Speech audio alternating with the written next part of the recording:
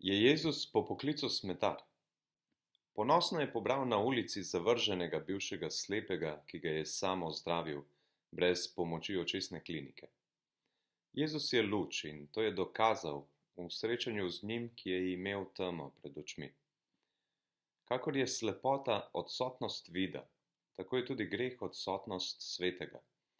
Zato izvirni greh, ki nam je bil odstranjen pri krstu, ni nekaj kot madež, ampak je odsotnost nečesa, odsotnost svetega duha. To je stanje, ki smo ga podedovali od Adama brez kakršnekoli krivde naših staršev ali nas samih. Krstni privilegij novozaveznega maziljenja je vnaprej prejel že bodoči kralj David in tako užival v življenju polnem svetega duha.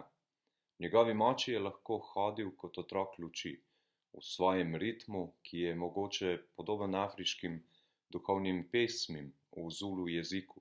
Sijahamba kukanjenkwenkos. Vzklik Jeruzalemčana po srečanju z Jezusom, bil sem slep, zdaj pa vidim, pa je navdihnil spreobrnjenega kapitana sužnjelastniške ladje, da je skoval eno najbolj znanih besedil krščanske poezije. Amazing grace.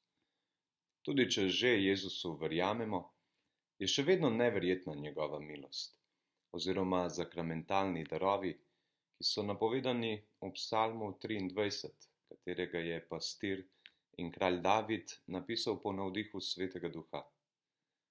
Pomislimo, kot najmlajši iz družine se njegovemu očetu Jeseju ob obisku preroka Samuela ni zdel niti omembe vreden, a je Bog zanj pripravil nekaj, za kar so vsi bili slepi ali vsaj kratkovidni.